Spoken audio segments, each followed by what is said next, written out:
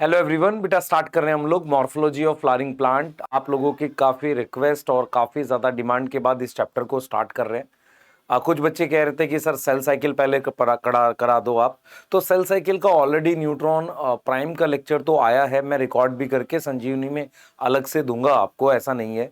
पर होता क्या है कि यार अगर एक तरह का मटेरियल आपके पास है तो उसी तरह का दूसरा देने की बजाय हम नया दे दें ताकि आपके पास दोनों चीज़ें हो जाए, ये सोच है।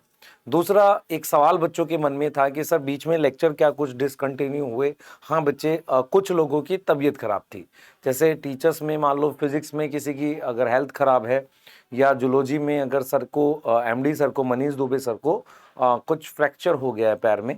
अगर ऐसा है तो वो वर्कलोड को हम शेयर करते हैं, आपस में बांटते हैं, उससे कहीं ना कहीं इम्पैक्ट आता है। आप बोल सकते हैं सर संजीवनी ही क्यों? हाँ, पेड बैचेज में भी आया था, ऐसा नहीं है कि सिर्फ आपके साथ आया था, क्योंकि आप यूट्यूब पे हो तो आप लिख पाते हो, बता पाते हो, तो ये चीज़ है। तो कोई दिक्कत नहीं, हम लोग मेकअप करेंगे, जल्दी जल्दी से सारी चीज़ें कराएंगे आपको, परेशान मत होइए। और चीज़ों को मैक्सिमम कंटेंट के साथ, अच्छे से अच्छे कंटेंट के साथ कराएंगे। आपका मैं जो मन में सवाल रहता है, क्या संजीवनी के लेक्चर काफ़ी हैं एग्ज़ाम को क्वालिफाई करने के लिए? स्कूल के एग्ज़ाम को यस, नीट के एग्ज़ाम को यस, या किसी और भी तरह का कॉम्पिटिटिव एग्ज़ाम जो हमारे पास होता है, आईसर का हो गया कोई, बिल्कुल यस। तो लेक्चर्स को इसी तरीके से डिज़ाइन किया गया है ना, ऐसा बनाया गया है कि ये हर तरीके से ये क्या हो, काफ़ी हो। ठीक है, तो ज़्यादा बात ना करते हुए हम आगे चलेंगे और स्टार्ट कर लेते हैं आज का लेक्चर। और आज हमने जो टॉपिक लिया है, जैसे आज हमने जो टॉपिक लिया है, हम रूट और स्टेम लिख रहे हैं। अगर स्टेम बता पाते हैं तो ठीक है, पर रूट हम डेफिनेटली बता रहे हैं, रूट पूरा करा रहे हैं। स्टेम का कुछ पार्ट अगर बता देंगे ठीक है, नहीं तो नेक्स्ट लेक्चर में ले लेंगे। तो स्टेम के हो सकता है हम लोग बेसिक्स आपको पढ़ा दें, थोड़े से पूरा ना हो पाए इस लेक्चर में, तो बेसिक जरूर पढ़ा देंगे। ठीक है सर, तो स्टार्ट करते हैं। सबसे पहले मैं आपसे पूछूंगा इस चैप्टर का नाम क्या। पहले देखो क्या करेंगे, अपने क्या है कि एकदम बेसिक से पढ़ते हैं, तो आपको क्या करना पड़ेगा, मेरी बातों को बहुत ध्यान से सुनना पड़ेगा। आपको नोट्स के रजिस्टर अपने सामने रखने पड़ेंगे, है ना, नोट्स के रजिस्टर अपने सामने रखने पड़ेंगे, और ध्यान से उसको पढ़ते हुए आगे बढ़ना पड़ेगा। ध्यान रखना बेटा, आपको इस तरीके से आप मूव करेंगे। ठीक है, तो मैं आपसे एक चीज यहाँ पर कहना चाहूंगा, आपसे एक चीज कहना चाहूंगा कि यार देखो, हम किस तरीके से चीजों को समझते हैं, क्या हम करते हैं, ये बहुत इंपॉर्टेंट होता है। मान लो मैं आपसे कहता हूं कि चैप्टर का नाम है morphology of flowering plant. Chapter का नाम क्या है? Morphology of flowering plant. Morphology का क्या मतलब होता है, पहले तो हम ये समझेंगे, और हम ये समझेंगे हम किसकी मॉर्फोलॉजी पढ़ रहे हैं। मेरी बात क्लियर है, समझ में आ रहा है? तो हम इसको थोड़ा बेसिक से लेंगे, बिल्कुल एकदम समझाते हुए, और इसको किससे लिंक करेंगे? प्लांट किंगडम से। प्लांट किंगडम से लिंक करेंगे। दूसरी चीज, इससे नीट में कितने क्वेश्चन आते हैं? एक टाइम था बेटा, मॉर्फोलॉजी वाले चैप्टर से हर साल 4 आते थे, और एनिमल किंगडम से भी 4 आते थे। अभी क्या हुआ है, इससे 2 क्वेश्चन तो श्योरली आते हैं, किसी किसी साल 3 आते हैं, और कुछ पार्ट हो सकता है इसका डिलीट हो जाए, कोई बात नहीं, पर हम पूरा चैप्टर पढ़ाएंगे। मैं हमेशा बिलीव करता हूं, यदि आप कोई पार्ट डिलीट करते हैं, चैप्टर पूरा ही पढ़ना पड़ता है, क्योंकि पार्ट आपस में लिंक होते हैं। क्लियर है? पार्ट आपस में क्या होते हैं? लिंक होते हैं। तो पूरा का पूरा चैप्टर हमें क्या करना पड़ता है? पढ़ना पड़ता है। तो अपने आ जाते हैं यहां पर, स्टार्ट करेंगे एक बार प्लांट किंगडम से कैसे जुड़ा हुआ है, इस पे हम बात कर लेते हैं। ठीक है सर, तो देखिए याद करिए, हमने जब आपको प्लांट किंगडम पढ़ाया था तो हमने ये बोला था कि एल्गी, ब्रायोफाइट, टेरिडोफाइट, जिम्नोस्पर्म, ये हमने चैप्टर 3 में पूरा पढ़ लिया था। और हम वहां पर क्या क्या पढ़ते थे?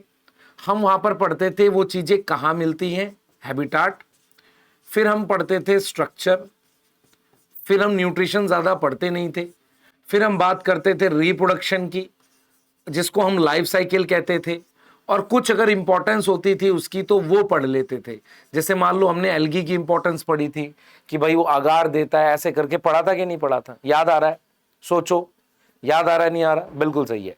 तो अपने अब ये समझ पा रहे हैं कि एंजियोस्पर्म के लिए एनसीईआरटी ने एक अलग ही चैप्टर दे दिया है। एंजियोस्पर्म में जब वो स्ट्रक्चर पढ़ा रहा है ना, तो एंजियोस्पर्म में क्या किया गया है, एक्सटर्नल स्ट्रक्चर के लिए एक प्रॉपर चैप्टर है। तो एक्सटर्नल स्ट्रक्चर जो है उसके लिए एक प्रॉपर चैप्टर है, एक अलग से चैप्टर है जिसे हम कह रहे हैं chapter 5 morphology of flowering plant. Internal structure जिसे एनाटॉमी कहते हैं, इंटरनल स्ट्रक्चर जिसे हम क्या बोलते हैं, एनाटॉमी बोलते हैं, उसके लिए चैप्टर 6 है। और रिप्रोडक्शन के लिए क्लास 12th का चैप्टर 2 है। तो इतनी महत्व क्यों एंजियोस्पर्म को? ऐसा क्या है एंजियोस्पर्म में जो उसको इतनी वैल्यू दी गई है? एक्चुअल में अपने आसपास अगर आप देखोगे, आपको ये समझ में आएगा कि आपके आसपास मिलने वाले प्लांट और ट्री एंजियोस्पर्म है। इसलिए एंजियोस्पर्म को इतनी ज्यादा वैल्यू दी गई है। मेरी बात समझ में आ रही है? एंजियोस्पर्म को इतनी वैल्यू क्यों दी गई है? क्योंकि आपके आसपास मिलने वाले जितने भी ट्रीज हैं मोस्टली एंजियोस्पर्म है। ये जो टाइम चल रहा है, ये जो एरा चल रहा है, ये जो समय चल रहा है पृथ्वी पे, अर्थ पे, ये एंजियोस्पर्म का चल रहा है। इस वजह से एंजियोस्पर्म को डिटेल पढ़ाया जाता है। क्लास 11th में 2 चैप्टर उसके स्ट्रक्चर के हैं। एक चैप्टर उसकी मॉर्फोलॉजी का है, दूसरा चैप्टर उसकी एनाटॉमी का है। और उसके बाद के जो चैप्टर हैं वो किसके हैं बेटा? वो sexual reproduction flowering plant class 12th में दिया हुआ है। क्लियर है? तो इस चैप्टर में हम एक्सटर्नल स्ट्रक्चर की बात करेंगे, हम बात करेंगे मॉर्फोलॉजी की। किसकी बात करेंगे? मॉर्फोलॉजी की। अब अगर आपको प्लांट किंगडम याद है अच्छे से, अपना दिमाग यूज करना, थोड़ा सा आपको आइडिया हो जाएगा। अगर आपको प्लांट किंगडम याद है अच्छे से, तो हमने आपको एक चीज पढ़ाई थी लास्ट लाइफ साइकिल में कि प्लांट किंगडम में स्पोरोफाइट और गैमेटोफाइट दोनों स्टेज होती है। आप मुझे बताओ, एंजियोस्पर्म में डोमिनेंट स्टेज क्या है? मेन प्लांट बॉडी क्या है? डोमिनेंट स्टेज जो है बेटा वो हमारे पास स्पोरोफाइट है। डोमिनेंट स्टेज का मतलब होता है मेन स्टेज। तो जो मेन स्टेज है वो हमारे पास क्या है? स्पोरोफाइट है। स्पोरोफाइट हमारे पास मेन स्टेज है।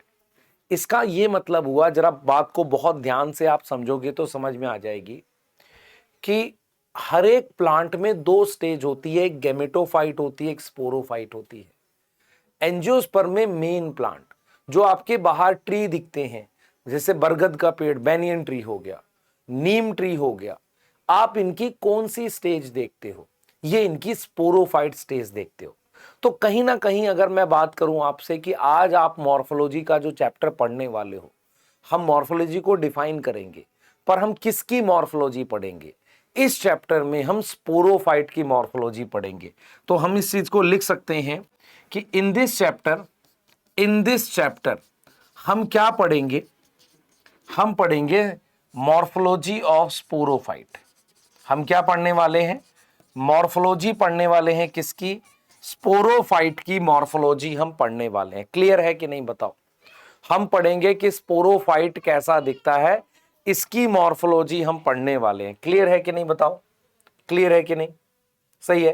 तो ये पॉइंट आपको क्लियर होना चाहिए कि इस चैप्टर में हम स्पोरोफाइट की मॉर्फोलॉजी हम पढ़ेंगे। क्लियर है? बताओ जल्दी से बेटा, ये क्लियर है? सही है, ठीक है बेटा। तो एक बेसिक आइडिया आपको लग गया हम पढ़ने क्या वाले, आपके दिमाग में आइडिया आ गया कि इस चैप्टर में क्या पढ़ेंगे। तो सबसे पहले अपने डिफाइन कर लेते हैं what is meaning of morphology. Morphology क्या होता है? ये स्टडी होती है बेटा, study of external character, external feature या कैरेक्टर की स्टडी जो होती है किसी भी प्लांट की या एनिमल की। अगर हम यहां प्लांट पढ़ रहे हैं उसको हम क्या बोलते हैं? मॉर्फोलॉजी बोलते हैं। जो हमें आंख से दिखे, जो स्ट्रक्चर हमें आंख से दिखे, उसको हम क्या बोलते हैं? उसकी स्टडी को हम क्या बोलते हैं? मॉर्फोलॉजी बोलते हैं। अब हम क्या पढ़ने वाले हैं सुनो, हम पढ़ रहे हैं एंजियोस्पर्म। तो फ्लावरिंग प्लांट किसे कहते हैं बेटा? फ्लावरिंग प्लांट बोलते हैं एंजियोस्पर्म को। किसको बोलते हैं? एंजियोस्पर्म को फ्लावरिंग प्लांट बोलते हैं। इसकी मॉर्फोलॉजी में हम क्या पढ़ेंगे? We study structure of sporophyte. हम पढ़ेंगे स्ट्रक्चर ऑफ स्पोरोफाइट। अब जो स्पोरोफाइट है उसका स्ट्रक्चर कैसा है? सर उसके स्ट्रक्चर में हमारे पास रूट है, स्टेम है और लीफ है। तो क्या मॉर्फोलॉजी में हम रूट, स्टेम, लीफ पढ़ेंगे? हां सर, ये पढ़ेंगे। लेकिन रूट स्टेम लीफ के अलावा फ्रूट और फ्लावर भी तो बनते हैं। हाँ सर, हम फ्लावर के बारे में पढ़ लेंगे और फ्रूट के बारे में पढ़ लेंगे, हम ये चीज पढ़ लेंगे। उसके बाद मैं आपसे सवाल पूछता हूं कि क्या हम इनके सिर्फ स्ट्रक्चर पढ़ेंगे? मान लो मैं आपसे कहूं क्या हम इनके सिर्फ स्ट्रक्चर पढ़ेंगे? नहीं, हम ये भी देखेंगे कि यार कभी कुछ कंडीशन बदलने से इनकी रूट स्टेम लीफ में क्या मॉडिफिकेशन होती है। मॉर्फोलॉजी तो एक्सटर्नल स्ट्रक्चर है, जैसे जो पोटैटो आलू आप देखते हो वो एक तरह की स्टेम है, पर स्टेम जैसा दिखता नहीं है। आप जो ये देखते हो मूली, जिसे हम रेडिश कहते हैं, वो क्या है? एक तरह की रूट है। आपको समझ में आ रहा है मैं क्या बोलना चाह रहा हूं? तो मैं ये कह रहा हूं कि सबसे पहले तो हम उसका स्ट्रक्चर पढ़ेंगे। वी ऑल्सो स्टडी, हम क्या पढ़ेंगे? मॉडिफिकेशन पढ़ेंगे। वी ऑल्सो स्टडी मॉडिफिकेशन, हम क्या पढ़ने वाले हैं? मॉडिफिकेशन को भी पढ़ेंगे। क्लियर है कि नहीं? ठीक है, तो हम पढ़ेंगे मॉडिफिकेशन, जैसे रूट स्टेम लीफ की मॉडिफिकेशन, रूट की, स्टेम की और लीफ की मॉडिफिकेशन की बात करेंगे। अब मैं आपसे सवाल पूछता हूं, why we study morphology? Morphology में हम क्या पढ़ेंगे वो तो बता दिया। व्हाई वी स्टडी, मान लो मैं पढ़ क्यों रहा हूं? सर चैप्टर है इसलिए पढ़ रहे। व्हाई वी स्टडी, मान लो आपसे कोई सवाल पूछ दे, ठीक है ये सर क्या क्या पढ़ेंगे, आपने बता दिया। आपने बता दिया स्पोरोफाइट पढ़ रहे हैं, root stem leaf flower fruit पढ़ रहे हैं। आपने ये भी बता दिया यार कि हम मॉडिफिकेशन भी पढ़ लेंगे, पर पढ़ क्यों रहे हैं? कोई कारण तो होगा इस चैप्टर को पढ़ने का। यस, मॉर्फोलॉजी हेल्प करता है क्लासिफिकेशन में। मॉर्फोलॉजी जो है वो हेल्प करता है, हेल्प इन क्लासिफिकेशन, किसी भी चीज को ग्रुपिंग करने में मदद करता है। इसका मतलब यह हुआ कि जब आप चैप्टर के स्ट्रक्चर की स्टडी कर लोगे तो फिर आपको क्लासिफिकेशन भी पढ़नी चाहिए। तो किस तरीके से अलग अलग ग्रुप बनाए जाते हैं जिन्हें फैमिलीज कहते हैं, वो भी इस चैप्टर में पढ़ाया जाएगा। मेरी बात समझ में आ रही है? तो हम इसके साथ क्या पढ़ेंगे? क्लासिफिकेशन। और जो बहुत इंपॉर्टेंट है बेटा, आप हमेशा याद रखो कि मॉर्फोलॉजी के आधार पर चीजों को क्लासिफाई किया जाता है। क्लियर है? यस और नो? समझ में आ रहा है? तो चैप्टर का नाम है मॉर्फोलॉजी ऑफ फ्लावरिंग प्लांट, मतलब हम एंजियोस्पर्म की मॉर्फोलॉजी इसमें पढ़ेंगे। मॉर्फोलॉजी किस चीज की पढ़ेंगे? गेमेटोफाइट की, स्पोरोफाइट की? सर स्पोरोफाइट की पढ़ेंगे। इसका मतलब मोस्ट ऑफ द पार्ट जो पढ़ रहे हैं हम डिप्लॉयड है। उसमें हम क्या पढ़ेंगे? रूट स्टेम लीफ फ्लावर और फ्रूट के बारे में पढ़ेंगे। उसके साथ साथ हम पढ़ेंगे मॉडिफिकेशन के बारे में। किसके बारे में पढ़ेंगे? मॉडिफिकेशन, कि किस तरीके से मॉडिफिकेशन होती है। क्लियर है? समझ में आ रहा है? ठीक है, अब आ जाते हैं और एक बात कर लेते हैं एंजियोस्पर्म में। ठीक है, ये मैंने एक प्लांट बना दिया है ऐसे। ठीक है, ये जो प्लांट मैंने बनाया है, ये जो मैंने प्लांट बनाया है, इसमें ये रूट है। ठीक है, तो आप देख सकते हैं मैंने क्या क्या पार्ट बनाए। Now this is known as stem. ठीक है, दिस इज ब्रांच, ये एक तरह की ब्रांच है। इस पर भी लीफ बनेंगी ऐसे, इस तरीके से। हो सकता है यहां पर आपको फ्लावर्स दिख जाएं इस तरीके से। हो सकता है इस वाली ब्रांच पर आपको फ्रूट दिख जाए। आपको क्या दिख जाए? ऐसे फ्रूट दिख जाए। तो मेरे पास ये हो गई स्टेम, ये हो गई रूट। रूट आप देख सकते हो। ठीक है, रूट आप देख सकते हो इस तरीके से है। ठीक है, इस तरीके से है। ये रूट है। ठीक है, तो ये हमारे पास स्टेम है, ये हमारे पास लीफ है और ये हमारे पास रूट है। ये चीज हमारे पास क्या है? फ्लावर है। और ये हो सकता है मेरे पास फ्रूट है कि नहीं? ये हो सकता है फ्रूट हो सकता है क्या? मान लेते हैं यहां पर ऊपर पर लीफ जैसा स्ट्रक्चर होता है, इसको बड कहते हैं, है कि नहीं? ये ब्रांच पर भी होता है। यहां पे, इसे हमने क्या बोल दिया, ब्रांच बोल दिया। सही है, ये रूट बना दिया हमने, ये इसके दागे हैं, इनको क्या बोल दिया, रूट हेयर बोल दिया। अब हम क्या करेंगे, इसको पढ़ेंगे कैसे? सर सीधे उठाओ पढ़ लो, नहीं बेटा, पढ़ने के लिए हम दो तरह का क्राइटेरिया, दो तरीके से पढ़ते हैं। आपको समझना पड़ेगा कि हम क्या करते हैं, ध्यान से सुनेंगे, हम क्या करते हैं, प्लांट को क्लासिफाई करते हैं दो तरीके से। एक लिखते हैं जो पार्ट हवा में है, हवा में कौन सा है, स्टेम है, लीफ है, फ्लावर होते हैं और फ्रूट होते हैं। मोस्टली ये एयर में होते हैं, कुछ फ्रूट जमीन के नीचे भी होते हैं। अंडरग्राउंड पार्ट में हम बात करेंगे रूट की। तो एक तरीका तो ये ऐसे पढ़ सकते हैं। दूसरी क्लासिफिकेशन मॉर्फोलॉजी की होती है कि एक होता है vegetative part. What is vegetative part? ये जो रूट है, स्टेम है, लीफ है, ब्रांच है, बड है, इनका कोई डायरेक्ट रोल नहीं है रिप्रोडक्शन में। डायरेक्ट रोल का मतलब ये कोई डायरेक्टली सेक्सुअल रिप्रोडक्शन में रोल तो कर नहीं रहे। तो इसे हम क्या बोलते हैं बेटा, इसे हम बोलते हैं वेजिटेटिव पार्ट। ये पार्ट होता है जिसका which not have direct role in sexual reproduction. Sexual reproduction में डायरेक्ट रोल नहीं है, उसको हम क्या नाम देते हैं, वेजिटेटिव पार्ट देते हैं। एग्जाम्पल देखो बेटा, एग्जाम्पल देखो, इसका एग्जाम्पल है रूट, स्टेम, लीफ। तो एनसीईआरटी क्या करेगी, पहले रूट पढ़ाएगी, फिर स्टेम पढ़ाएगी, फिर लीफ पढ़ाएगी। रिप्रोडक्टिव पार्ट जो होता है वो क्या होता है, डायरेक्ट रोल। डायरेक्ट रोल है किसमें, रिप्रोडक्शन में। डायरेक्ट रोल है रिप्रोडक्शन में। अब इसमें क्या आ जाएगा, इसमें हमारे पास क्या आ जाएगा बेटा, इसमें फ्लावर आ जाएगा और क्या आ जाएगा, फ्रूट आ जाएगा। अब मेरी बात बहुत ध्यान से सुनना, वेजिटेटिव पार्ट बहुत आसानी से मॉडिफाई हो जाता है एनवायरनमेंट के हिसाब से। अगर मैं आपसे कहूं एनवायरनमेंट का ज्यादा इंपैक्ट वेजिटेटिव पार्ट में पड़ता है, रिप्रोडक्टिव पार्ट बहुत इजीली मॉडिफाई नहीं होता। मैं आपको एक उदाहरण दे देता हूं। आप में से कितने बच्चों ने पी मटर देखी है, उसको छीलते हैं। किसी ने सीसम देखा है, सीसम का एक पेड़ होता है पूरा, डलबर्जिया कहते हैं उसे। उसके अंदर भी जो फ्रूट होता है वो मटर जैसा ही दिखता है, फ्लैट होता है पर होता है ऐसे ही ओपन होने वाला। तो फ्रूट एक रिप्रोडक्टिव पार्ट है।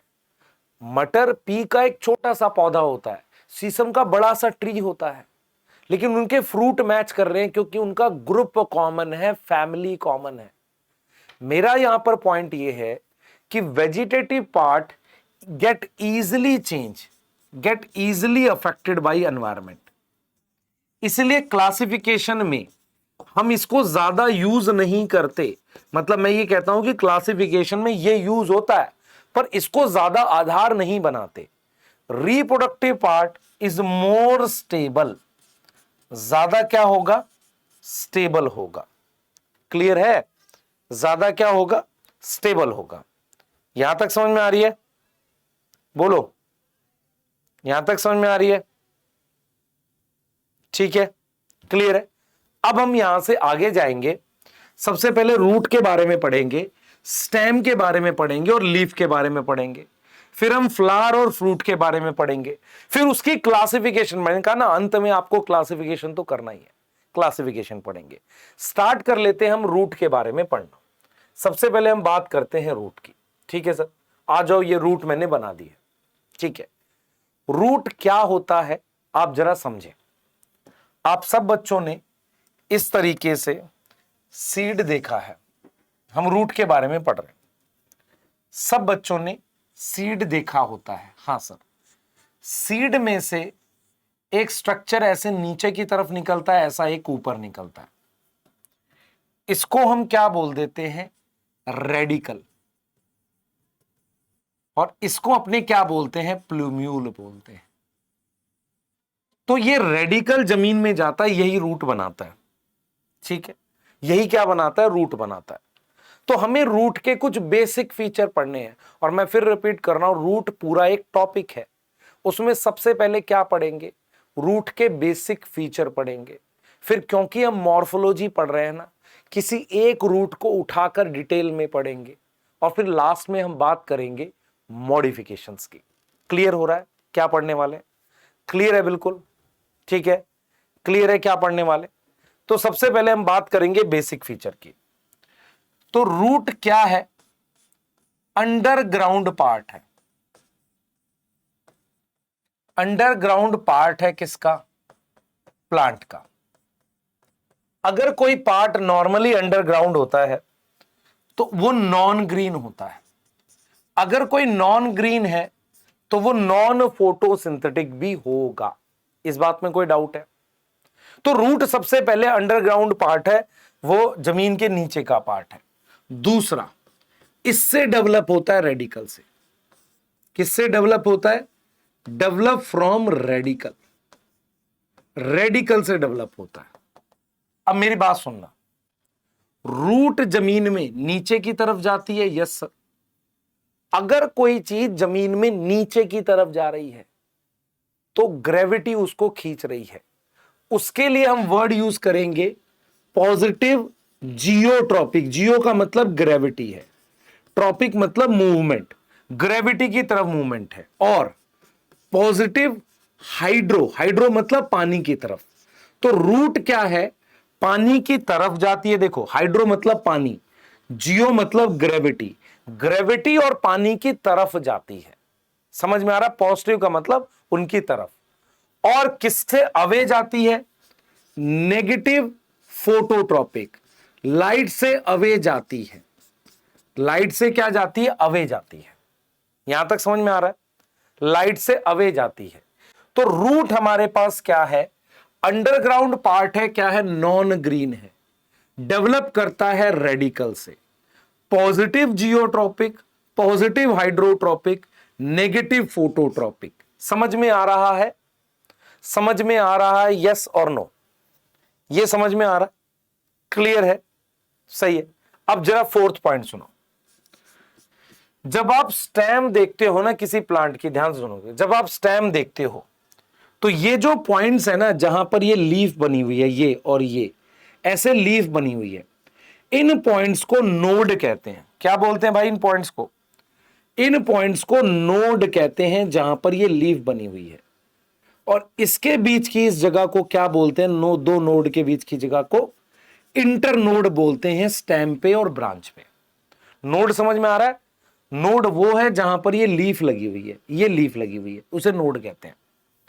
अब जो मैं बात यहां पर लिख रहा हूं, मैं ये लिख रहा हूं कि रूट में नोड एंड इंटरनोड एब्सेंट होती है। ये बहुत इंपॉर्टेंट पॉइंट है। रूट में नोड और इंटरनोड नहीं होती। स्टेम जब होता है ना, मान लो ये स्टेम है, स्टेम में ये मेरे पास लीफ बन गई, ऐसे ये यहां पर लीफ बन गई, तो स्टेम में इस जगह को कहते हैं नोड, इस जगह को नोड, और ये बीच में इंटरनोड है। इसी नोड से हमारे पास ब्रांच भी डेवलप होती है, ऐसे ये ब्रांच है। ठीक है। रूट में क्या होता है? जैसे मैंने ये रूट बना दी, रूट में नोड और इंटरनोड तो नहीं है, तो जो ब्रांच है वो अंदर से आती है। ये जो स्टेम है ना, ये स्टेम की जो ब्रांच है, ये आपको दिखेगा नोड के वहां से बाहर से आती है ऐसे। रूट की ये जो ब्रांच है वो अंदर से आती है। तो यहां पर हम लिख सकते हैं कि रूट ब्रांच जो है वो एंडोजीनस है, क्योंकि नोड इंटरनोड है नहीं। एंडोजीनस का मतलब हो गया यहां अंदर से कहीं से आएगी। स्टेम देखो, ये नोड है, नोड पर लीफ होती है, ब्रांच होती है। ये ब्रांच किससे आई है? बाहर से आई है, सतह से आई है। यहां तक समझ में आ रहा है? तो ये कुछ बेसिक फीचर हैं किसके? रूट के। Root non green, non photosynthetic part होता है। अब हम बात करेंगे यार जमीन के नीचे रूट कैसी दिखती है, क्या है रूट में, रूट में क्या क्या होता है, वो उस पर बात कर लेते हैं। तो यहां पर हम एक टॉपिक डिस्कस करेंगे जिसे हम लिखेंगे रूट सिस्टम। हम क्या लिखेंगे? Root system. ध्यान से सुनना बेटा, इंपॉर्टेंट है। हम बात करेंगे रूट सिस्टम की। ध्यान से सुनना। जैसे मान लो ये सॉइल है, ये स्टेम है, मान लो ये एक रूट बना दी, ऐसे और रूट बन गई, और फिर इस पर पानी एब्जॉर्ब करने के लिए धागे होते हैं। हमेशा याद रखना, रूट पर ये जो धागे होते हैं ये रूट हेयर कहलाते हैं, यही पानी एब्जॉर्ब करते हैं। तो जमीन के नीचे अंडर सॉइल हमारे पास रूट होती है, रूट की ब्रांच होती है, एंड रूट हेयर होता है। उसको हम क्या बोलते हैं? उसको हम क्या बोलते हैं? Known as root system. Known as root system. उसको अपने क्या बोलते हैं? रूट सिस्टम बोलते हैं। रूट सिस्टम बोलते हैं। तो रूट सिस्टम क्या है आपको ध्यान रखना है। रूट सिस्टम क्या है? जमीन के नीचे ये रूट हो गई, ये इसकी ब्रांच हो गई और रूट हेयर हो गई। इन सबको मिलाकर हम क्या बोलते हैं? रूट सिस्टम बोलते हैं। जमीन के नीचे जो भी ये रूट वाला पार्ट है, इसको अपने ने एक नाम दे दिया है, हमने नाम दे दिया है रूट सिस्टम। क्या मेरी बात समझ में आ रही है? क्या मेरी बात समझ में आ रही है? उसको हमने नाम दिया है रूट सिस्टम। अब रूट सिस्टम दो तरीके का मिलता है हमें, ध्यान से सुनना, दो तरह का मिलता है। एक मिलता है उसे नाम देते हैं टैप रूट सिस्टम। ध्यान से देखना है कैसे बनता है। जैसे मान लो ये आपके पास सीड था, ये रेडिकल है, ये प्लूम्यूल है। ये क्या है बेटा? ये रेडिकल है। अब क्या हुआ? ये रेडिकल ही ग्रो करके एक रूट बना दिया। इस रेडिकल से ये रूट बन गई, तो इस रूट को हमने नाम दे दिया प्राइमरी रूट। तो प्राइमरी रूट क्या है? प्राइमरी रूट क्या है? जो रेडिकल की डायरेक्ट इलोंगेशन से बना है। इलोंगेशन मतलब डायरेक्ट ग्रो करने से बना है। अब इस पे मेरे पास क्या आ जाएंगी? ऐसे ब्रांच बन जाएंगी। तो ये बन गई रूट ब्रांच, यस और नो? ठीक है, तो ये एक ब्रांच बन गई। इसको हमने क्या नाम दे दिया? सेकेंडरी रूट, जो प्राइमरी पर बनी है।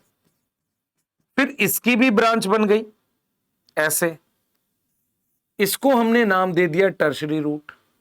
और फिर मेरे पास रूट हेयर बन गए ऐसे। अब एक बच्चे के मन में सवाल आता है कि यार सर, आपने इसको प्राइमरी बताया है, इसको टर्शरी बताया है, रूट हेयर किस पे होंगे? मैं आपसे एक सवाल पूछता हूं, ध्यान से सुनना। क्या प्राइमरी रूट शुरुआत में रही होगी? हां सर। सेकेंडरी भी शुरुआत में नहीं, बाद में आई होगी। तो पहले प्राइमरी रूट पे रूट हेयर थे, पर प्राइमरी रूट मोटी हो गई, बड़ी हो गई, वो ग्रो करती रहती है, तो फिर रूट हेयर सेकेंडरी पे बने होंगे। फिर सेकेंडरी पे जब टर्शरी आ गई, उस पे बन गए। तो रूट हेयर तो मेन क्या है? धागे जैसी चीज होती है जो मैक्सिमम एब्जॉर्ब करते हैं। देखो यहां पर आपको दिख रहा है, ये जो रूट है ये प्राइमरी है, इस पर ये वाली सेकेंडरी है, ये टर्शरी है। तो एनसीईआरटी लिखती है अलग अलग ऑर्डर की, मतलब पहले प्राइमरी और ये। तो टैप रूट सिस्टम में क्या होता है? इसमें क्या होगा? जो वन रूट कैसे डेवलप होगी? Develop direct elongation of radical. Direct elongation of radical से डेवलप होगी। उसको हमने क्या बोल दिया? उसको अपने ने प्राइमरी रूट बोल दिया। डायरेक्ट इलोंगेशन ऑफ रेडिकल से, उसको हमने क्या नाम दिया? उसको नाम दिया प्राइमरी रूट। ठीक है, और क्या होगा बेटा? देन हमारे पास सेकेंडरी और टर्शरी रूट बनेंगे। सेकेंडरी एंड टर्शरी रूट बनती है, रूट फॉर्म होती है। जो प्राइमरी रूट होती है वो एकदम नीचे की तरफ ग्रो करती है। एनसीईआरटी लिखती है वर्टिकली। वर्टिकली मतलब सीधे, डाउनवर्ड ग्रो करती है प्राइमरी रूट, है ना, ऐसे सीधी ग्रो करती है। सेकेंडरी और टर्शरी रूट बनती है। यहां तक समझ आ रही है? ऐसा रूट सिस्टम जिसमें आपको प्राइमरी रूट रेडिकल से बने और वो परसिस्टेंट हो, पता चले कि भाई ये मेन रूट है, लास्ट तक पता चले, इसको हम क्या बोलते हैं? Tap root system. ये मोस्ट डाइकॉट में ऐसी रूट मिलती है, मोस्ट डाइकॉट। डाइकॉट जैसे कि मस्टर्ड, सरसों, सरसों एक डाइकॉट का प्लांट है, सनफ्लावर एक डाइकॉट का प्लांट है। तो जो डाइकॉट प्लांट होते हैं सर, डाइकॉट क्या होते हैं बताऊंगा आगे। डाइकॉट जैसे चना, चना मतलब ग्राम, उसको दो पार्ट में तोड़ोगे, दो क्वार्ट, उसके सीड को दो क्वार्टलिडन में तोड़ सकते हैं। तो ऐसा एक पूरा ग्रुप होता है जिन्हें डाइकॉट प्लांट कहते हैं। तो जो मोस्ट डाइकॉट होते हैं, ठीक है, पी, मस्टर्ड वगैरह, इनमें हमारे पास टैप रूट सिस्टम मिलता है, जहां पर प्राइमरी रूट सीधे ग्रो करती है, फिर उससे एक एंगल पर सेकेंडरी होती है, और टर्शरी किसी भी एंगल पे ग्रो करती है। एनसीईआरटी कहती है कि डायरेक्ट रेडिकल से बनती है वो प्राइमरी होती है, और फिर उससे सेकेंडरी टर्शरी बनती है। क्या ये समझ में आ रहा है? अच्छा, अब क्या होता है बेटा, ध्यान देंगे, अब क्या होगा। दूसरा tap root system NCERT fibrous लिखती है, मैं इसे लिखता हूं एडवेंटिशियस, मैं इसे लिखता हूं एडवेंटिशियस, बताऊंगा क्यों। एडवेंटिशियस का मतलब होता है किसी के अदर, तो ये अदर देन रेडिकल डेवलप करती है, अदर देन रेडिकल डेवलप करती है, मतलब रेडिकल के अलावा आती है, उसको कहते हैं एडवेंटिशियस। ध्यान से समझना बेटा, ध्यान से सुनना। एडवेंटिशियस का एग्जाम्पल है सबसे पहले ए, इसमें फाइब्रस रूट सिस्टम।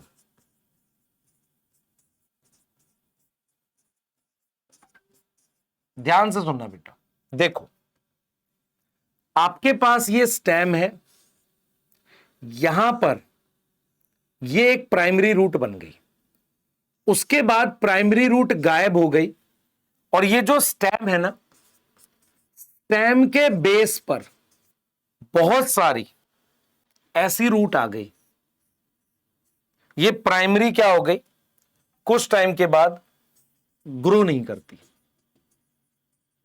प्राइमरी गायब हो गई। मेरी बात समझ में आ रही है? प्राइमरी क्या हो गई, गायब हो गई। क्लियर है? ठीक है, देख लो बेटा। तो आपको क्या याद रखना है, यहां पे ध्यान रखो कि यहां हमने फाइब्रस रूट सिस्टम की बात करी है, ये हमारे पास प्राइमरी रूट है, ठीक है, और ये हमारे पास फाइब्रस रूट है। फाइब्रस रूट जो होती है वो कहां डेवलप करती है?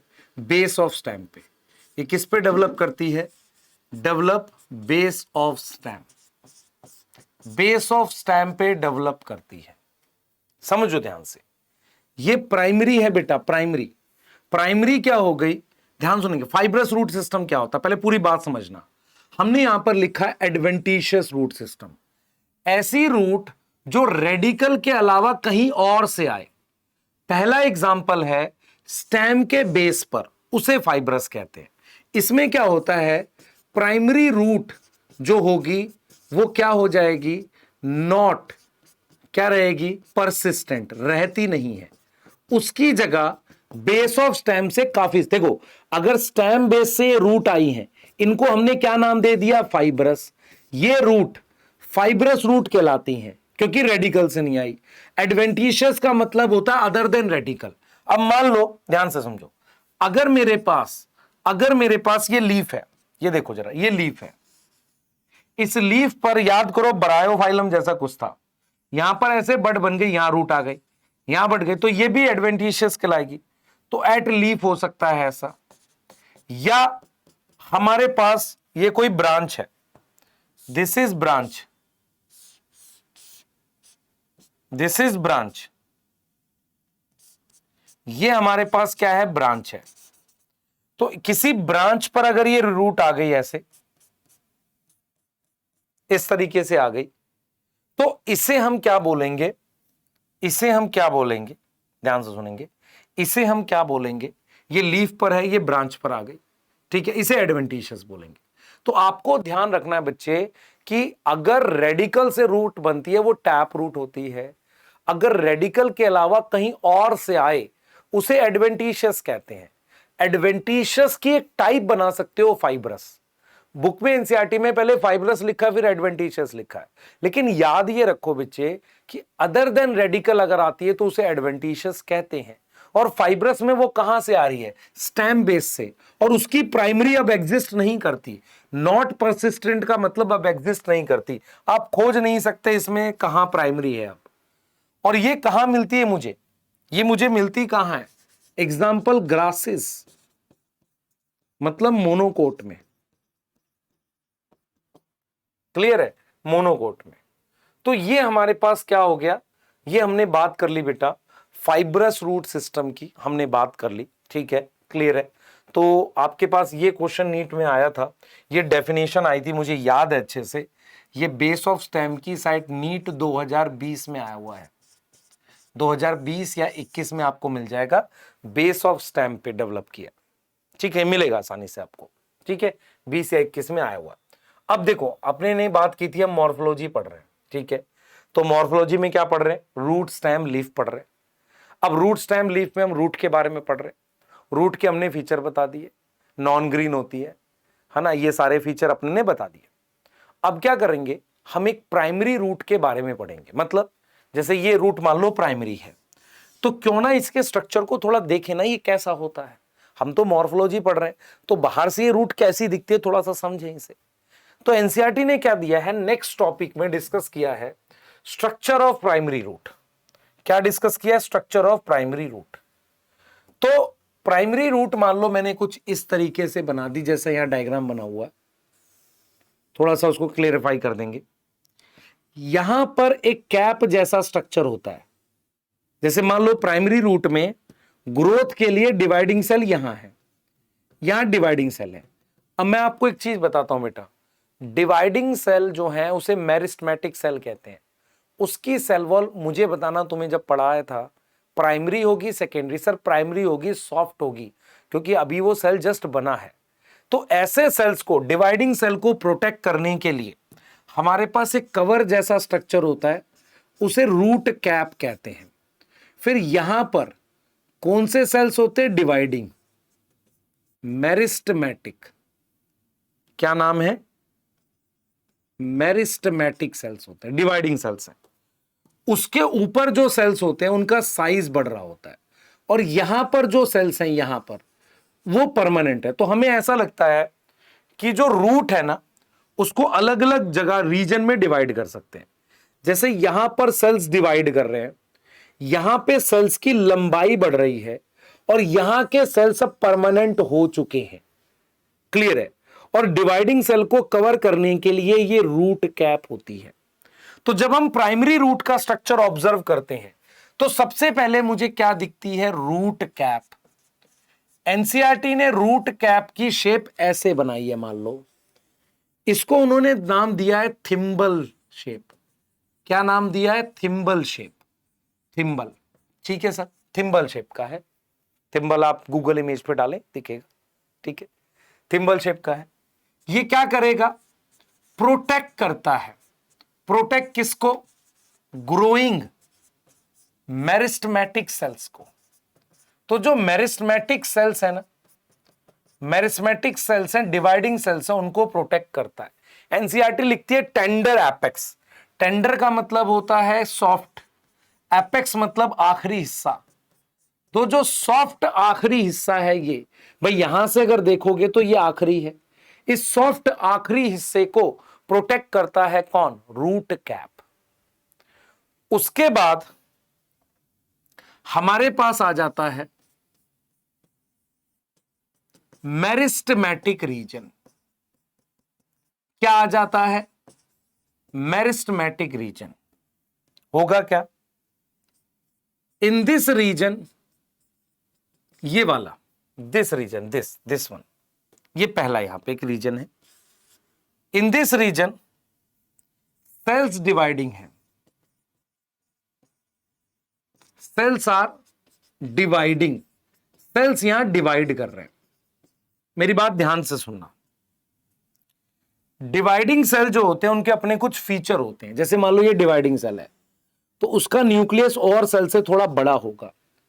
ये डिवाइडिंग सेल है, इनका न्यूक्लियस थोड़ा बड़ा होता है। और साइटोप्लाज्म भी क्या होता है, थोड़ा डेंस होता है। डेंस मतलब इसमें काफी काम चल रहा है, और उसके अलावा इनके बीच में काफी ज्यादा कनेक्शंस होते हैं। किसके? प्लाज्मोडेस्माटा के। इनके बीच में काफी क्या बनते हैं, ऐसे कनेक्शन बनते हैं। तो डिवाइडिंग सेल के फीचर में लिख रहा हूं, ए, यहां पर ए, सेल जो है छोटा है और राउंड शेप का होता है। सेकंड, उसमें लार्ज न्यूक्लियस होते हैं। थर्ड, डेंस साइटोप्लाज्म होता है।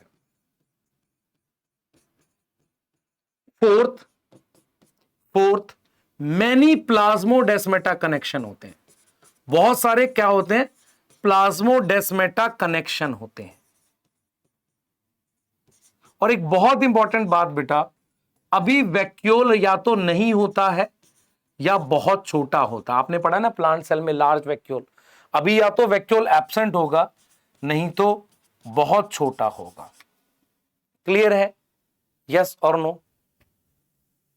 क्लियर है कि नहीं, बताओ। तो ये चीज आपने ध्यान रखनी है, ये चीज आपने ध्यान रखनी है कि हम जो बात कर रहे हैं बेटा, हम रूट को लेके बात कर रहे हैं। हमने रूट जो बनाई है, प्राइमरी रूट बनाई है ऐसे। इस प्राइमरी रूट में ये हमने रूट कैप बना दी है। यहां पर वो सेल्स हैं जो डिवाइड कर रहे हैं। तो ये वाला जो रीजन है, इसको मेरिस्टेमेटिक रीजन कहते हैं। रीजन का मतलब यहां पर सारे सेल्स क्या हैं, डिवाइड कर रहे हैं। यहां पर जो सेल्स हैं उनकी लंबाई बढ़ रही है। आप खुद बताओ जरा, जब सेल डिवाइड, मुझे एक चीज बताना, ये सेल है, ये एक सेल है, अब मैंने इसको दो सेल में डिवाइड कर दिया ऐसे, क्या साइज बढ़ा है अभी? नहीं, ये साइज तो तब बढ़ेगा ना, मान लो ये एक सेल है और मैंने ये दो सेल बना दिए ऐसे। मैंने क्या किया, इस तरीके से दो सेल बना दिए जिनका कंबाइन साइज इसके बराबर है। अगर ये सेल ग्रो नहीं करेंगे तो फिर साइज थोड़ी बड़ा, बिना उसके तो मान लो एक से तुम चार, मान लो तुम एक रूम है उसके अंदर चार रूम बना दो, ग्रोथ थोड़ी हुई, वो तो उसी के अंदर बनाया। ग्रोथ तो तब होगी जब वो चारों बढ़ेंगे। इसका मतलब एक्चुअल में ग्रोथ कौन कराता है, ये वाली जोन, इसको कहते हैं जोन ऑफ इलोंगेशन। यहां पर एक्चुअल में ग्रोथ होती है। क्लियर है? और यहां से इधर को कहते हैं प्रॉक्सिमल। तो सेकंड जो हम लोग थर्ड बात कर रहे हैं, हमारे पास है जोन ऑफ इलोंगेशन। ये किसके बाद है, किसके बाद है? Next to meristematic zone.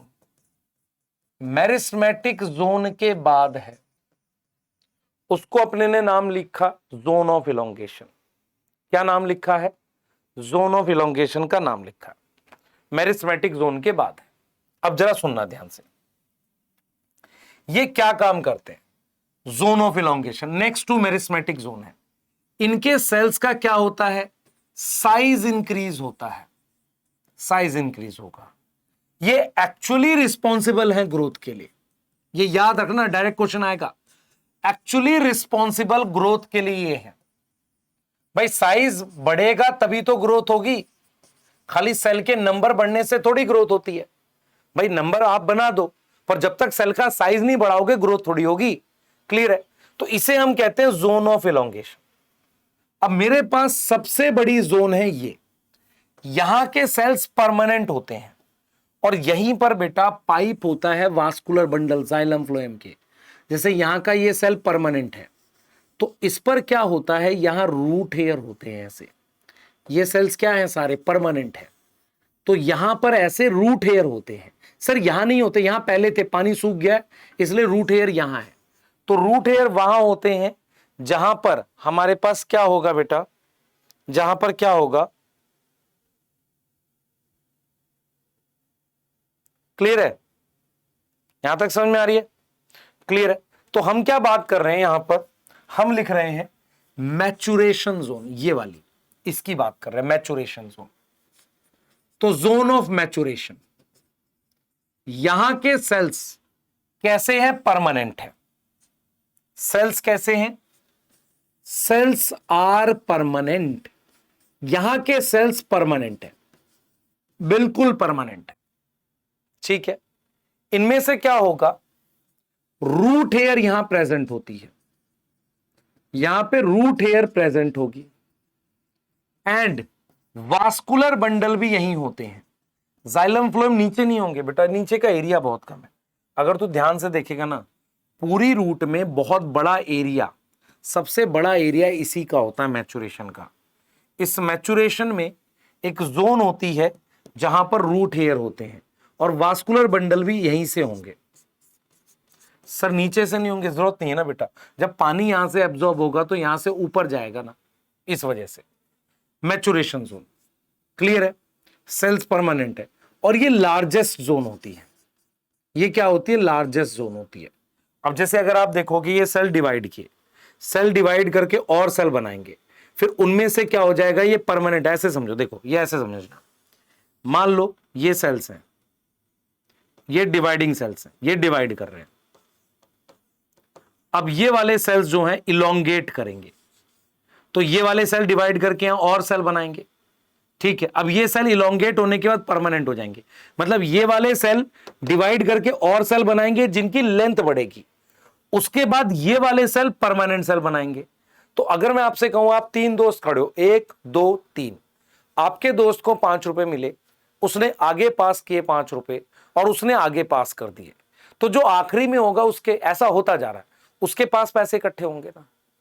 ऐसे ही मैरिस्मेटिक जोन में जो सेल्स बने, कुछ टाइम के बाद उनमें इलोंगेशन होने लगती है, तो अब जो मैरिस्मेटिक रीजन है वो थोड़ा नीचे आ जाता है।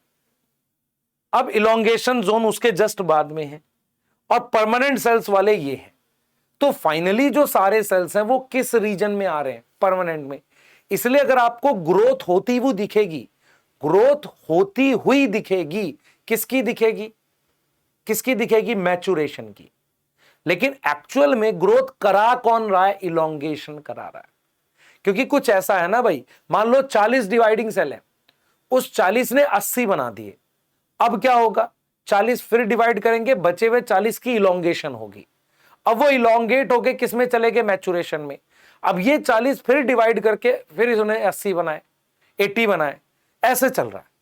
तो इसका मतलब जोन शिफ्ट होती चली जाती है, ये वाली जोन बड़ी होती चली जाती है, इनका साइज फिक्स रहता है, रूट ग्रोथ होती चली जाती है। इसलिए इसको कह रहे हैं ये लार्जेस्ट जोन है। ग्रोथ कराता कौन है? इलोंगेशन। जब तक सेल की लंबाई नहीं बढ़ेगी ग्रोथ नहीं होगी। क्लियर है कि नहीं? सही है। तो चलिए अब बात कर लेते हैं फटाफट से, आप इसको नोट करेंगे बेटा सब लोग। प्राइमरी रूट का है ये, उसके बाद इसको नोट करेंगे क्योंकि नोट करना बहुत इंपॉर्टेंट है, और फिर उसके बाद आप एनसीईआरटी पढ़ेंगे। एनसीईआरटी ने लिखा है कि एडवेंटिशियस रूट जो है बरगद में मिलती है, वो दिखाऊंगा कैसे, ठीक है, वो सारी चीजें बताऊंगा। अब हम आते हैं रोल ऑफ रूट। रूट क्या काम करती है? रूट का जो मेन फंक्शन है, व्हाट इज मेन फंक्शन, मतलब वो मेन काम क्या करती है? मेन फंक्शन में वो सबसे पहले सपोर्ट का काम करती है, एंकरेज, क्योंकि रूट की वजह से ही प्लांट सॉइल में लगा रहता है। दूसरा, वो ट्रांसपोर्ट करती है किसका? Transport of water and mineral, क्योंकि उसमें जाइलम फ्लोएम भी होता है। वो एब्जॉर्प्शन करती है पानी का, absorption of water and mineral, है कि नहीं? उसके अलावा कुछ हार्मोन्स बनते हैं, सम हार्मोन्स, जैसे कि ऑक्सिन नाम का, वो सिंथेसाइज होता है रूट में। वो क्या होता है? सिंथेसाइज होता है रूट में, सिंथेसाइज इन रूट। उसके अलावा थोड़ा बहुत खाना हर एक रूट में होता है, सम फूड स्टोर। यहां बच्चे कंफ्यूज होते हैं, क्या रूट में बिल्कुल खाना नहीं होता? होता है, ऐसा हो ही नहीं सकता रूट में खाना ना हो। तुमने देखा है क्या? बरगद या कोई भी ट्री जिसकी सारी लीफ गिर जाती हैं, वो प्लांट को तो मर जाना चाहिए, लेकिन अगले सीजन में फिर लीफ आ जाती है, क्योंकि उसकी स्टेम और रूट में कुछ खाना स्टोर था। बहुत छोटे प्लांट की रूट में अभी नहीं होता है, लेकिन नॉर्मली रूट थोड़ा बहुत खाना हमेशा स्टोर करती है। तो ये चीज समझना पड़ेगा, ये इसके मेन फंक्शन है। Now why root show modification? Root modification क्यों शो करती है? अगर मैं आपसे कहूं कि भाई आप मॉडिफिकेशन क्यों शो कर रहे हो, आपने कोई चीज को क्यों मॉडिफाई किया, जैसे मान लो कोई, आपने देखा है रोड पे क्या होता है, कुछ ऐसी चीजें दिखते हैं, वो स्कूटर को रिक्शा बना देते हैं जोड़ के, क्यों मॉडिफाई किया, क्योंकि स्कूटर से मेन फंक्शन के अलावा कुछ और काम कराना था। तो वाई रूट शो मॉडिफिकेशन क्यों किया, सोचो, to perform function other than main function, other than main function. अगर मेन फंक्शन के अलावा कोई काम करना होता है तो हम कहते हैं कि हमने रूट को मॉडिफाई कर लिया। समझ में आ रहा है, रूट को क्या कर लिया, मॉडिफाई कर लिया। क्लियर है। तो हम बात करने वाले हैं टॉपिक पे जिसका नाम है रूट मॉडिफिकेशन। किसकी बात करने वाले हैं अपने, रूट मॉडिफिकेशन की बात करेंगे। पर आपको समझना पड़ेगा कि रूट सपोर्ट देती है, एब्जॉर्प्शन और ट्रांसपोर्ट करती है मिनरल्स का, पानी का, कुछ हार्मोन्स बनाती है और खाना स्टोर करती है। पर मेन फंक्शन के अलावा, आप ध्यान रखें, मेन फंक्शन के अलावा, अब बात करते हैं मॉडिफिकेशन ऑफ रूट की। अब बात करेंगे मॉडिफिकेशन ऑफ रूट की बात कर रहे हैं, ध्यान से सुने। हम क्या करेंगे, मॉडिफिकेशन किस लिए की जाती है, डन फॉर एक स्टोरेज ऑफ फूड। सर अभी पीछे तो लिखा नहीं, यहां पर खाना बहुत ज्यादा स्टोर हो रहा होगा, सपोर्ट के लिए। सर आपने एंकरेज लिखा तो है नहीं, उससे काम नहीं चल रहा, कुछ और सपोर्ट करना पड़ेगा। और हम लिख सकते हैं अदर फंक्शंस, वो हम देखेंगे साथ के साथ, इसलिए रूट मॉडिफाई होती है। अब हम क्या करेंगे, दो टाइप की मॉडिफिकेशन की बात करेंगे। और मैं आपको फिर बता दूं, सबसे ज्यादा क्वेश्चन मॉडिफिकेशन से आते हैं। नीट में सबसे ज्यादा क्वेश्चन मॉडिफिकेशन के आते हैं, रूट स्टेम लीफ वाले टॉपिक से अगर आया तो मॉडिफिकेशन से आता है। सबसे पहली मॉडिफिकेशन है हमारे पास टैप रूट की। किसकी है, टैप रूट की मॉडिफिकेशन है, मतलब टैप रूट मॉडिफाई हो गई। दूसरी मॉडिफिकेशन है एडवेंटिशियस रूट की। एडवेंटिशियस याद है, अदर देन रेडिकल। अगर रेडिकल के अलावा कोई रूट आती है तो उसे एडवेंटिशियस रूट कहते हैं। तो दो टाइप की मॉडिफिकेशन है, टैप रूट की मॉडिफिकेशन है और एडवेंटिशियस रूट की मॉडिफिकेशन है। सबसे पहले हम बात करते हैं बेटा टैप रूट की। ध्यान से देखना, ध्यान से देखना। हमारे पास इसमें होता है फॉर स्टोरेज। स्टोरेज का मतलब है कि रूट स्वेल कर गई। जब कोई चीज फूलती है उसके लिए वर्ड यूज करते हैं फ्लैशी। क्लियर है। इसका एग्जाम्पल है आपके पास ये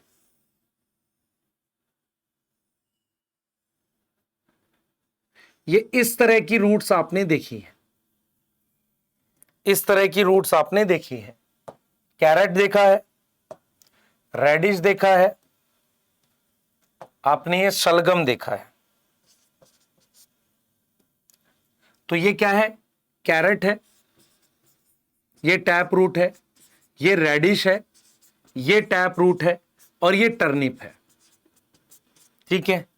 इसके यहां पर स्टेम होती है छोटी सी, यहां पर ऐसे, और आपको पता है इन पे रूट हेयर होते हैं ऐसे, देखा है कि नहीं, रूट हेयर होते हैं ऐसे ऐसे। तो ये स्टोरेज के लिए हो गया, फूड स्टोर कर रहे हैं। दूसरा हमारे पास होता है बेटा, रूट में नोड्यूल्स होते हैं, नोड्यूल्स। इसका एग्जाम्पल पी है। ध्यान से देखना, ये मेरे पास रूट है, यहां पर रूट में कुछ इस तरीके के स्ट्रक्चर बन जाते हैं जिसमें नाइट्रोजन फिक्स होती है। इनको कहते हैं रूट नोड्यूल।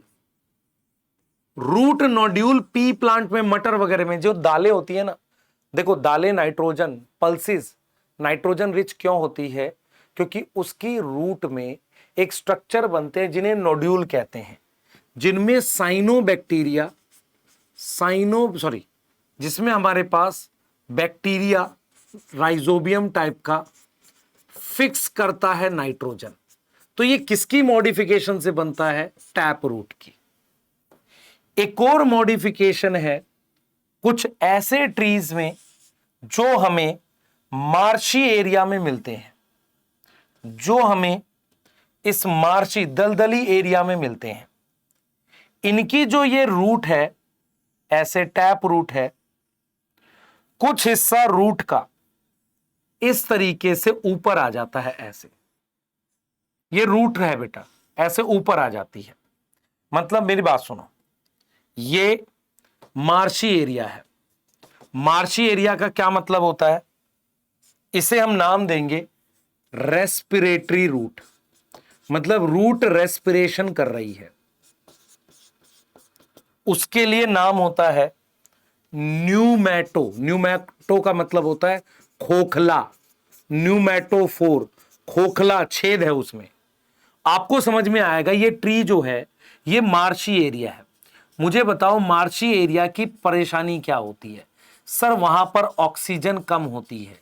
क्या रूट को ऑक्सीजन चाहिए? यस। तो रूट क्या करती है? ऐसे बाहर आ जाती है, उस पर इस तरीके से छेद होते हैं ऐसे, और उससे एयर एंटर करती है। यहां से एयर एंटर करती है और फिर वो बाकी रूट को पार्ट को मिलती है ऐसे। तो ये जो एयर एंटर करेगी ना, यहां से पोर होते हैं, इस पे छेद होते हैं, तो इस रूट का नाम है, ये जो रूट है ना, ये ऊपर आ गई, कम अबव सरफेस, और क्या कर रही है? रेस्पिरेशन कर रही है।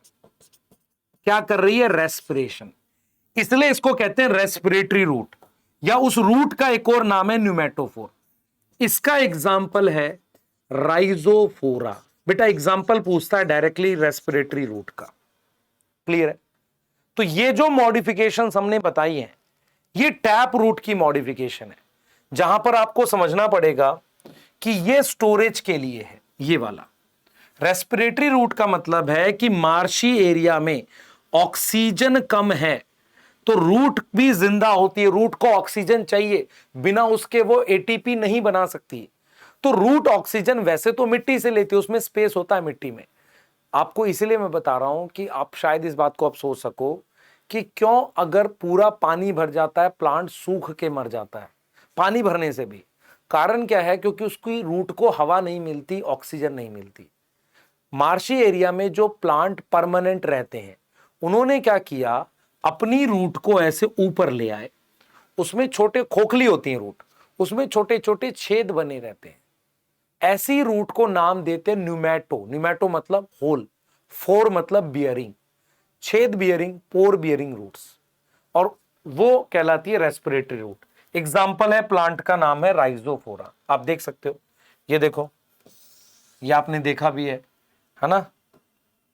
ये आपने देखा भी है। ये दोनों टैप रूट है,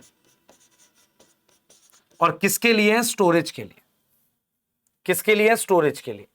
अब बात करते हैं एडवेंटिशियस रूट की। तो एडवेंटिशियस रूट में भी क्या होगा? For storage. ये अलग होती हैं। मतलब अलग कैसे हैं सर? बता रहा हूं, बता रहा हूं। ये किसके लिए? स्टोरेज के लिए। तो एडवेंटिशियस रूट हमारे पास स्टोरेज के लिए है। ठीक है, हमने ये बना लिया, ऐसे इस तरीके से बना लिया। ये हमारे पास स्टेम है, ठीक है, ये हमारे पास स्टेम है, सही है, ठीक है। तो ये क्या होगा? स्टोरेज के लिए जो मान लो ये फाइब्रस ऐसे रूट थी, तो हर एक रूट अगर ऐसे स्वेल कर जाए, ऐसे स्वेल कर जाए, खाना स्टोर कर ले, ऐसे काफी सारी रूट ऐसे स्वेल कर गई, तो इसको हमने क्या नाम दे दिया? एडवेंटिशियस रूट का एग्जांपल दे दिया स्टोरेज का। ये किस में होता है बेटा? ये होता है स्वीट पोटैटो में। स्वीट पोटैटो सुना है तुमने? शकरकंदी कहते हैं जिसे, उसमें ये एग्जांपल हो गया। तो एडवेंटिशियस रूट का एग्जांपल है स्वीट पोटैटो, ध्यान रखें। इसके अलावा एक और एग्जांपल है एस्पैरेगस। मैं आपको दिखा देता हूं, दोनों दिखा देता हूं, ध्यान दो। मेरे पास अगर आप देखो ध्यान से, ये दिख रहा है, ये स्वीट पोटैटो है। आप देखो ये सारे बंच में, क्योंकि फाइब्रस रूट एक तरीके से था कभी ये, तो ये हो गया मेरे पास स्वीट पोटैटो। ये एडवेंटिशियस की मॉडिफिकेशन है। मैं लिख देता हूं ये क्या है, ये स्वीट पोटैटो है। ये दोनों स्टोरेज मॉडिफिकेशन है। ये क्या है, ये एस्पैरेगस की रूट है। एस्पैरेगस उसकी रूट है। ये भी खाना स्टोर है, इतनी स्वेल हो रखी है। क्लियर है? यस और नो? सही है। अब हम बात करेंगे बेटा सपोर्ट के लिए। हम बात करते हैं सपोर्ट के लिए। आप में से सभी बच्चों ने मेज, मक्के का पौधा देखा होगा। मेज की ये स्टेम होती है, ऐसे ऐसे मान लो स्टेम होती है, शुगर केन की ऐसे। उसकी यहां रूट जो होती है नीचे ऐसे अलग होती है। ये चीज को क्या बोलते हैं, नोड। इसको क्या बोलते हैं, नोड। तो जो सबसे लास्ट वाली नोड होती है, वहां से इस तरीके की रूट आती है सपोर्ट के लिए। मेरी बात समझ पा रहे हो मैं क्या बोल रहा हूं बेटा? मैं ये कह रहा हूं कि जैसे ये नोड है, ध्यान देना बेटा, जैसे कि अपने पास ये नोड है, ये नोड है, तो जैसे तुमने देखा ना टेंट के ऊपर ऐसे ऐसे ऐसे रस्सी बांध के सपोर्ट देते हैं, ऐसे ही क्या होता है, इसको सपोर्ट देने के लिए यहां से एक्स्ट्रा रूट्स आती हैं। एक्स्ट्रा रूट्स आती हैं जो जमीन में जाती हैं ऐसे चारों तरफ। इसको हम नाम देते हैं सपोर्ट के लिए, इसको हम नाम देते हैं, ध्यान देंगे, ये हमारे पास स्टिल्ट रूट कहलाती है। क्या कहलाती है, स्टिल्ट रूट। ये रही, दिस इज स्टिल्ट रूट। ये इसका एग्जांपल क्या है, ये शुगर केन में मिलती है और किस में मिलती है, मेज में। किस लिए है ये, सपोर्ट के लिए।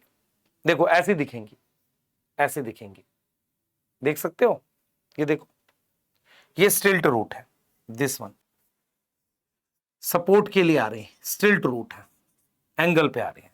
अच्छा, बरगद के पेड़ में ये ब्रांच से ऐसे रूट आती हैं सपोर्ट के लिए, इन्हें कहते हैं प्रॉप रूट। तो ये क्या है, अब मेरी बात सुनो, वाई दे आर एडवेंटिशियस, ये नोड से आ रही है और ये ब्रांच से आ रही है। क्या डेफिनेशन थी एडवेंटिशियस की, other than radical, other than radical. तो ये अपने पास क्या आ गया, ये अपने पास क्या आ गया, बरगद बैनियन ट्री में या पीपल में जो ब्रांच होती है, ये ब्रांच, इस ब्रांच से रूट आती है ऐसे, है ना, ब्रांच से रूट आती है बेटा। ट्री को सपोर्ट चाहिए, बहुत बड़ा हो गया, तो ब्रांच से रूट आती है ऐसे सीधे, और वो जमीन में जाके सपोर्ट देती है। इनको नाम देते हैं प्रॉप रूट। क्या नाम देते हैं, प्रॉप रूट। क्लियर है? तो स्टिल्ट रूट कैसे ग्रो करती है, ये ग्रो करती है एंगल पे, एट एंगल। किससे आती है, डेवलप करती है नोड पर, develop on lower most node. Sir angle का क्या मतलब हुआ, ऐसे ग्रो कर रही है ना ये कैसे ग्रो करती है, ग्रो वर्टिकली डाउनवर्ड, नीचे की तरफ सीधी ग्रो कर रही है। ये कहां से आ रही है, फ्रॉम ब्रांच। कहां से आ रही है, ब्रांच से आ रही है। यहां तक समझ में आ रहा है, क्लियर है? कहां से आ रही है, ब्रांच से आ रही है। कुछ ऐसे ट्रीज हैं, जैसे ये ऑर्किड है, मेरी बात सुन ध्यान से, एक और बताता हूं। एक रूट होती है, उसे एपीफाइटिक रूट कहते हैं। एपी का मतलब होता है ऑन, फाइटिक मतलब ट्री। अब देख, ये जो प्लांट है ना, इसका नाम ऑर्किड है। इसकी यहां पर हवा में कुछ रूट्स होती हैं जो एयर से मॉइस्चर लेती हैं, एयर से मॉइस्चर लेते हैं। ये ट्री के ऊपर ग्रो करते हैं। मतलब क्या होता है, ये उस फॉरेस्ट में मिलते हैं जहां पर लाइट आसानी से नीचे नहीं पहुंचती, घने फॉरेस्ट है, तो ये ट्री की ब्रांच पे ग्रो करती हैं, और इनकी रूट जो है मॉइस्चर एब्जॉर्ब करती है, किससे, एयर से, है ना। तो ये किस में मिलता है, ऑर्किड नाम का प्लांट है। रूट जो है एब्जॉर्ब करता है मॉइस्चर। क्लियर है कि नहीं? तो ये जो मॉडिफिकेशन के टॉपिक है ना, यहां से क्वेश्चन आएगा। और हम क्या करते हैं बेटा, नॉर्मली चीजों को समराइज करते हैं ताकि आपको याद रहे। जैसे अगर हम बात करें टैप रूट की, तो टैप रूट में हमारे पास स्टोरेज का क्या एग्जांपल है, बता बेटा। स्टोरेज में कैरेट था, रेडिश था और टर्निप था। एक तो ये हो गया। कैप में ही अपने पास एक थी रेस्पिरेटरी रूट, याद आ रहा है, और उसका एग्जाम्पल था राइजोफोरा। उसके अलावा हमारे पास थे रूट नोड्यूल, उसका एग्जाम्पल था पी, मटर की फैमिली। तो ये तो टैप रूट की मॉडिफिकेशन हो गई। फिर हमने बात करी थी किसकी, एडवेंटिशियस की। एडवेंटिशियस में बताओ, एडवेंटिशियस में हमारे पास अगर हम स्टोरेज की बात करें तो दो नाम थे, स्वीट पोटैटो और एस्पेरेगस। यस और नो? बेटा ये डायरेक्ट आएगी, चीजें डायरेक्ट आएंगी कि मैच द फॉलोइंग की एडवेंटिशियस रूट की स्टोरेज के लिए मॉडिफिकेशन। फिर हमने बात करी सपोर्ट के लिए। सपोर्ट में क्या है, एक है प्रॉप रूट और दूसरी है स्टिल्ट रूट। प्रॉप रूट किस में मिलेगी, बैनियन में, बरगद में। स्टिल्ट रूट किस में मिलेगी, मेज, मक्का या शुगर केन में। एक्चुअल में मक्का और शुगर केन का पौधा थोड़ा लंबा होता है, तो फाइब्रस रूट से चलता नहीं है, उसको एक्स्ट्रा सपोर्ट चाहिए। उसके अलावा हमने क्या एग्जांपल दिया, एपीफाइटिक रूट। एपीफाइटिक मतलब वो एग्जाम्पल ऑर्किड। तो ये टेबल आपको रूट के लिए याद रखनी है, ठीक है। एक प्लांट और होता है, ये दोनों एनसीईआरटी में नहीं है, जो मैं ये लिख रहा हूं नॉट इन एनसीईआरटी। एक प्लांट होता है कस्क्यूटा, जिसको अमरबेल कहते हैं, उसमें पैरासिटिक रूट होती है। कैसी रूट होती है, पैरासिटिक रूट होती है। तो ये दोनों एनसीईआरटी में नहीं है, not in NCERT. Previous year में था, बता दिया, पर अपने दिमाग में याद रखो, स्टोरेज के लिए होती है मॉडिफिकेशन, सपोर्ट के लिए हो सकती है, रेस्पिरेशन के लिए हो सकती है। राइजोफोरा न्यूमेटोफोर का एग्जाम्पल है। रेस्पिरेटरी रूट का एक और नाम क्या था, न्यूमेटोफोर। कर लोगे? इस टेबल को 5 बार लिखो, कमेंट करना कि सर हमने 5 बार लिख ली है और हमें याद हो गया। पूरी एनसीईआरटी रीड करोगे आप प्रॉपरली रूट की, ठीक है। बेसिक्स हैं इसमें, और मैं आपको नेक्स्ट लेक्चर में ये जरूर बताऊंगा कि किस तरीके से क्वेश्चंस इसके आते हैं, ठीक है। हम लोग रूट के क्वेश्चंस करेंगे और फिर स्टेम और लीफ को नेक्स्ट लेक्चर में फिनिश करेंगे, स्टेम और लीफ को। तो इसका मतलब थर्ड लेक्चर में हम लोग फ्लावर पढ़ेंगे। तो पॉइंट ये है बेटा, इसमें क्वेश्चन कैसा आएगा, adventitious root for storage, example लिखा होगा। तो ये एग्जाम्पल्स इंपॉर्टेंट है, एग्जाम्पल्स इंपॉर्टेंट है। सर एग्जाम्पल कैसे याद होंगे, मैं बताऊंगा, पर ये तो बहुत कम है, अभी डायरेक्ट कर ले। आगे कैसे करने मैं बताऊंगा आपको, ठीक है। तो नेक्स्ट लेक्चर में मिलते हैं। प्लीज पढ़ाई करिए, मेहनत करिए, लेक्चर्स आपके रेगुलर आएंगे, परेशान मत होइए, ठीक है। आपको टाइम से पहले कराएंगे, ठीक है। जो हमने टाइम सोच रखा है, लगभग 11th का सिलेबस टाइम से कराएंगे आपको, ठीक है बेटा। बाय।